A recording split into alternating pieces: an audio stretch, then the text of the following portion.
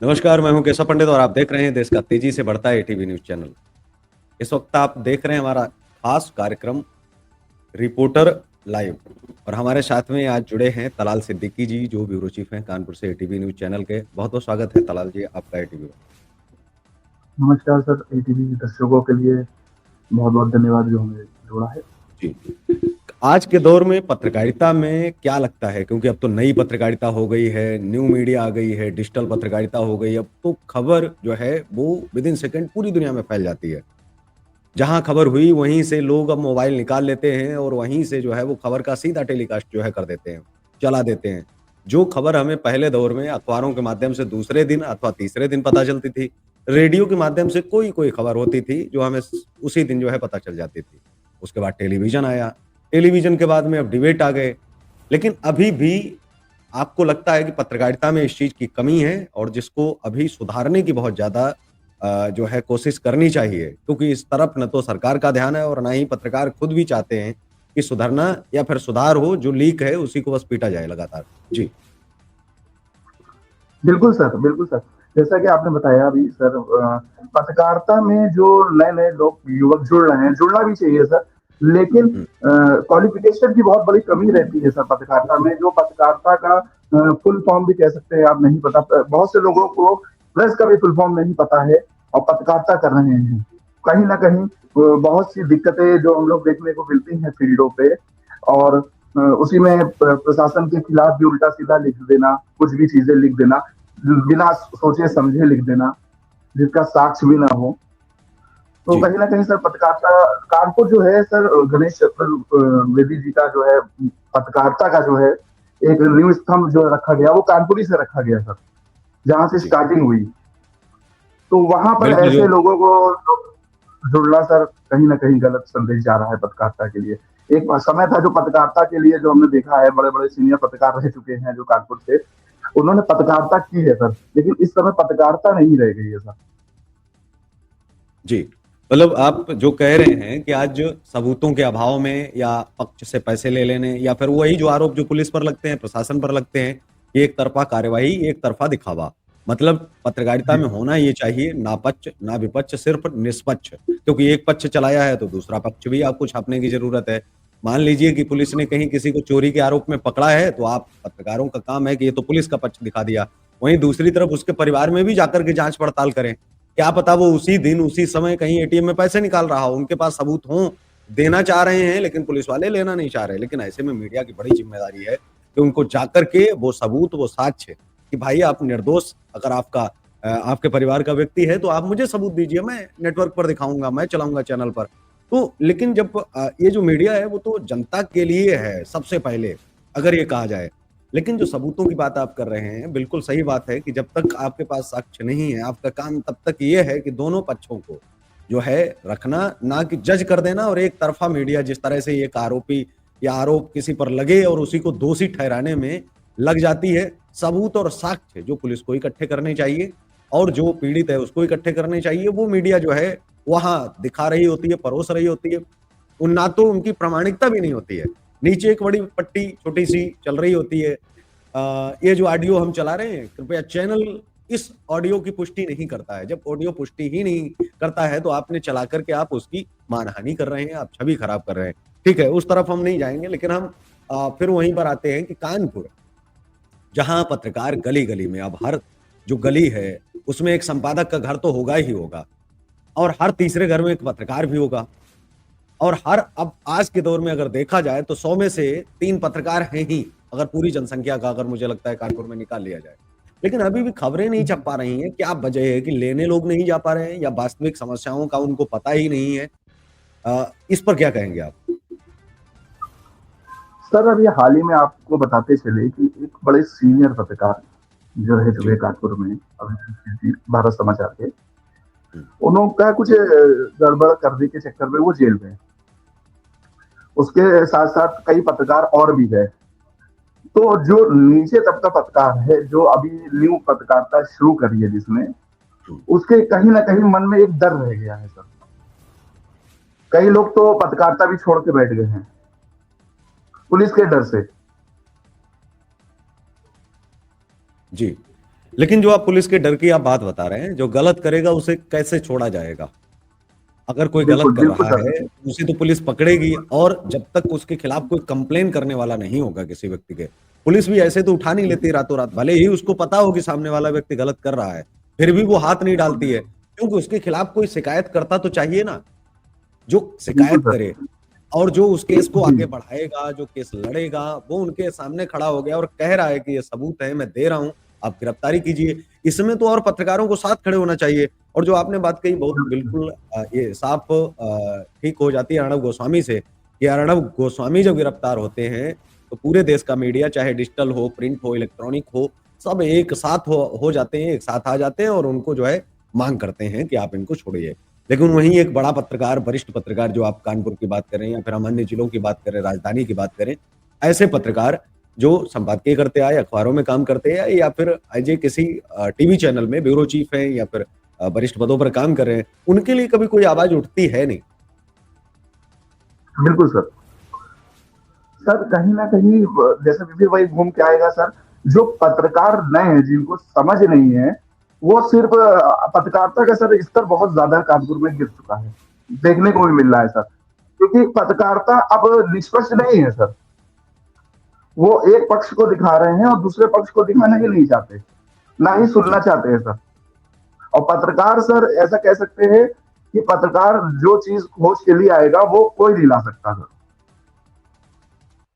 सुधार इसमें कैसे होगा? किस तरह से काम किया जाए कि इसमें सुधार हो? क्योंकि कानपुर में बहुत ज़रूरत है, कानपुर ही क्या पूरे देश में बहुत ज़रूरत है, आवश्यकता है। क्योंकि चौथा खंभा बोला जाता है, चौथा स्तंभ है, अगर यही स्तंभ दूसरी तरफ हम ये देखते हैं कि जो पैसा आता है सूचना विभाग के अधिकारी को, जो सूचना जनसंपर्क कार्यालय में, वो पैसा 4 लोग जिले के बैठ करके और मिल-बाँट के खा जाते हैं, करोड़ों रुपए का विज्ञापन डकार जाते हैं। बाकी के जो पत्रकार हैं उनको मिलता ही नहीं है। असल में जो संगठन भी लड़ाई लड़ रहे हैं, जो प्रेस क्लब के नाम पर, पत्रकार संगठन के नाम पर, वो कभी कोई आंदोलन जो है सही आंदोलन तो कर ही नहीं रहे। पत्रकार की क्या समस्या है कि किसी ने थप्पड़ मार दिया, तो उसमें संगठन क्या कर लेगा? थप्पड़ मार दिया तो वो तो अदालती केस हो गया या फिर पुलिस केस हो गया। उसमें संगठन तो कुछ कर नहीं पाएगा। संगठन एक काम कर सकता है कि अगर जिला सूचना जनसंपर्क अधिकारी की कभी आरटीआई भी संगठन नहीं लगाते हैं या फिर आरटीआई कार्यकर्ता भी नहीं लगाते हैं कि पत्रकारों का जो पैसा आ रहा है, वो आखिर कौन खा रहा है? और कानपुर क्या पूरे देश में 78 सालों में वैसे ही नहीं पूछा गया है कि 78 सालों से जो पैसा आ रहा है, वो आखिर जा कहाँ रहा है? हम उन्हीं अधिकारियों से सर्टिफिकेट के चक्कर में पड़े रहते हैं। मैं हमेशा कहता हूँ कि किसी सर्टिफिकेट की आवश्यकता ही नहीं है। आप पुलिस अधिकारी, पुलिस अधीक्षक, जिलाधिकारी महोदय, उनके खिलाफ जो मिलता है उसको दिखाने का प्रयास करो, उसे चलाओ। जिला सूचना जनसंपर्क अधिकारी के खिलाफ आप खबर चलाओ। उनसे सर्टिफिकेट की कोई ज़रूरत ही नहीं है। और अगर कुछ एक पत्रकार खड़े हो जाएँ, हालाँकि बड़े पत्रकार केवल सदैव उनके गुणगान इसलिए करते हैं क्योंकि उनको विज्ञापन अच्छा खासा मिलता है। जो नीचे पत्रकार हैं वो इस बात से खुश है कि ठीक है, अगर ऊपर हमारे वरिष्ठ पत्रकार बता रहे हैं तो सही ही होंगे, उसमें गलत कहाँ से हो जाएँगे। लेकिन वो समझ नहीं रहे हैं कि उनका हक वो दोनों मिलके खा रहे हैं, वरिष्ठ पत्रकार भी और जो साथ में जो पीआरओ हैं वो भी। जो पैसा प्रचार-प्रसार का आया होता है, वो पूरा पैसा डकार जाते हैं, पता ही नहीं चलता है। जी सर, बिल्कुल, बिल्कुल। बिल्कुल सही कहा सर आपने। तो वो छोटा पत्रकार इसलिए नहीं दिखाना चाहता सर, कहीं न कहीं जैसे भी आपने कहा ना बड़े पत्रकार, तो बड़े पत्रकारों से छोटा पत्रकार इसलिए डरने लगता है कहीं ऐसा ना हो कि ये हम पे चढ़ बैठे, हमारी पत्रकारिता ही खत्म कर दे। तो हुँ, और बहुत से पत्रकार कानपुर में ही क्या सर हर जगह मिलेंगे आपको, जिनको एक नॉलेज ही नहीं है, जिन्होंने एक मास कम्युनिकेशन किया ही नहीं है, जिन्होंने पत्रकारिता को पढ़ा ही नहीं है, वो पत्रकारिता करते हैं तो वो कहीं न कहीं दबे रहते हैं सर और इस बात का सवाल उठा ही नहीं सकते सर वो। जी, कानपुर की राजनीति में कैसे देखते हैं कि उसमें मीडिया का कितना नियंत्रण है और मीडिया पर कितना नियंत्रण है?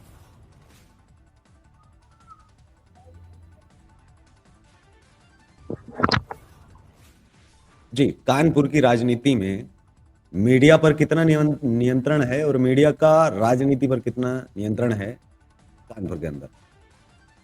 सर मीडिया की राजनीति पर कितना नियंत्रण है ये तो बताना असंभव है क्योंकि मीडिया जो है सर राजनीतिक में इतना खुल के नहीं बोल पा रहे हैं या कुछ नहीं समझ पा रहे हैं कुछ चीजों को और ना ही दिखा सकते हैं सब कुछ चीजें तो नियंत्रण सर इसके लिए असंभव होएगा कहने के लिए कुछ। जी, बिल्कुल। डिजिटल मीडिया जब से आई है, उनके अधिकारों की भी बात हो रही है। प्रिंट और इलेक्ट्रॉनिक को तो अभी तक अधिकार फिलहाल को मिल नहीं पाए हैं। क्या लगता है आपको कि मीडिया का चेहरा भले ही बदलता रहे, लेकिन मीडिया के लिए कोई काम करना नहीं चाहता, ना तो सरकार, ना कोई विधायक, ना कोई सांसद, और इस पर कभी कोई इंटरव्यू भी नहीं होता है कि पत्रकारिता के लिए किस सरकार ने कितना काम किया। कभी एक सवाल उनसे 5 साल में पूछा नहीं जाता है। 78 साल हो गए, ना तो प्रधानमंत्री से कभी किसी पत्रकार ने पूछा कि पत्रकारों के परिवार के लिए क्या किया गया, जो पत्रकार मारे जाते हैं उनको क्या शहीद घोषित किया गया अथवा नहीं किया गया। क्योंकि अगर पत्रकार जो हर साल मारे जाते हैं, उन्हीं पत्रकारों के पुतले अगर लगा दिए जाए चौराहे पर, तो लोगों में डर व्याप्त होगा कि यही पत्रकार जिसको हम जान से मार रहे हैं, इसी पत्रकार की पूजा करनी पड़ेगी हमें सुबह आकर के, इसी को पूजना पड़ेगा हमें आकर के। तो इस तरह के भी जो है कार्यकलाप कहीं न कहीं सरकारों के द्वारा किए जाने चाहिए। कानपुर पर 2 मेरे और सवाल आपसे रहेंगे कि कानपुर में जी अब सर। आप किस तरह से वहाँ चाहेंगे कि इस तरह से आप बदलाव लाने में, क्योंकि कुछ ना कुछ तो आपने प्लान किया होगा कि हम इस तरह से काम करेंगे और इस तरह से इनमें ज़्यादा सुधार की आवश्यकता है। क्योंकि जैसे हॉस्पिटल हैं, तो उनमें और विद्यालय में, बहुत सारे संस्थानों में, वहाँ पर किस तरह का करप्शन है। और साथ ही दूसरा जो स्टिंग ऑपरेशन है, वो बिल्कुल अभी तक समाप्त हो चुके हैं। 2014 के बाद से तो कोई स्टिंग ऑपरेशन ही नहीं हुआ। स्टिंग ऑपरेशन होना तो दूर की बात, कहीं कुछ दिखाया भी नहीं गया। तो कानपुर में आने वाले समय में स्टिंग ऑपरेशन तो होंगे ही। तो उनमें मैं यही चाहूँगा कि एटीवी न्यूज़ चैनल के जितने भी प्रतिनिधि हैं और वहाँ पर आप जो है प्रमुखता से देख रहे हैं, तो जो स्टिंग ऑपरेशन है इनकी आप शुरुआत कर दें, ताकि हर जगह का सच दूध की तरह जो है, दूध का दूध और पानी का पानी, वो साफ किया जा सके, सरकार को भी समझ में आए। क्योंकि स्टिंग ऑपरेशन न होने की वजह से, क्योंकि माइक लेकर के आप सीधे पहुँचेंगे, तो वो तो अपने बारे में अच्छा-अच्छा ही बताएगा, वो कभी बोलेगा ही नहीं कि हमने कुछ किया है। और भाजपा सरकार की सबसे खासियत आपको बताऊँ कि 2 नंबर का कोई काम नहीं करते हैं कांग्रेसियों की तरह, कि सरकार गई तो फिर पकड़ लिए गए ईडी के द्वारा। सब 1 नंबर में पैसा लेते हैं, टेबल के ऊपर से दान दे दो जी दान। अब दान का कोई रूप नहीं है, कोई मोल नहीं है। बड़ी यूनिवर्सिटीज में जैसे नाम लिखवाना है, तो क्या करते हैं, डोनेशन कर दीजिए आप। मतलब पैसे हम, फीस तो लेते ही नहीं है, एडमिशन फीस नहीं, किसी भी प्रकार की कोई फीस नहीं, बस 10 लाख रुपए आप डोनेट कर दीजिए। भाई आप फीस ले ही नहीं रहे हैं, सामने वाले की क्षमता भी नहीं है 10 लाख देने की, फिर भी आप जबरदस्ती का दान ले रहे हैं। ये दान तो जबरदस्ती नहीं, दान तो स्वेच्छा से होता है। चलिए, तो इसी तरह से लोग जो है करते भी रहेंगे, लेकिन हम लोग चाहेंगे कि वहाँ पर जो है अफ़गानपुर का जो हाल है, वो भी तलाल जो है कम से कम वहाँ पर दिखाया जाए और लोगों को निजात भी मिले। और मैं ये भी चाहूँगा कि कानपुर की बात का जो एक प्रोग्राम है, कानपुर के जो क्षेत्रीय राजनेता हैं, जो वहाँ के पत्रकार हैं, जो वहाँ के सामाजिक कार्यकर्ता हैं, जो छोटी-छोटी पार्टियों के प्रवक्ता हैं, लीडर हैं, अधिवक्ता हैं, तो ऐसे लोगों को आप हर रोज़ 1 आधे घंटे का प्रोग्राम आप कीजिए और वहाँ के किसी बड़े मुद्दे पर, कानपुर पर, चाहे हॉस्पिटल की चर्चा हो या विद्यालय की चर्चा हो, उन पर जो है इसी तरह से जोड़ करके उन पर एक डिबेट करिए, ताकि कानपुर में जो है धीरे-धीरे तस्वीर भी साफ होने लगे और हर रोज़ जब लाइव लोग जुड़ेंगे, तो यहाँ पर कुछ नया बताएँगे और कुछ हल भी उसके निकलेंगे। बिल्कुल सर। तो इस कार्यक्रम में बस इतना ही, हमें दीजिए इजाज़त, नमस्कार। लेकिन चलते-चलते बस हम इतना ही कहेंगे कि जो नीचे नंबर चल रहे हैं, आप उन पर संपर्क कर सकते हैं। कानपुर में आप कानपुर की आवाज़ भी उठा सकते हैं और कानपुर में आप पत्रकारिता जो है करने के अगर इच्छुक हैं, तो एटीवी न्यूज़ चैनल पर आप आइए। यहाँ ग्राउंड ज़ीरो रिपोर्टिंग से लेकर के, लाइव फ़ोनों से लेकर के, आप debate, press conference, live interview, सारा कुछ आप कर सकते हैं। सभी संसाधन उपलब्ध हैं और साथ में तलाल सिद्दीकी की जो मुहिम है, स्टिंग ऑपरेशन और डिबेट और ग्राउंड ज़ीरो से सारा कुछ दिखाया जा सके, उसमें भी अपनी सहभागिता निभाएँ। जय हिंद, वंदे मातरम। जय हिंद सर।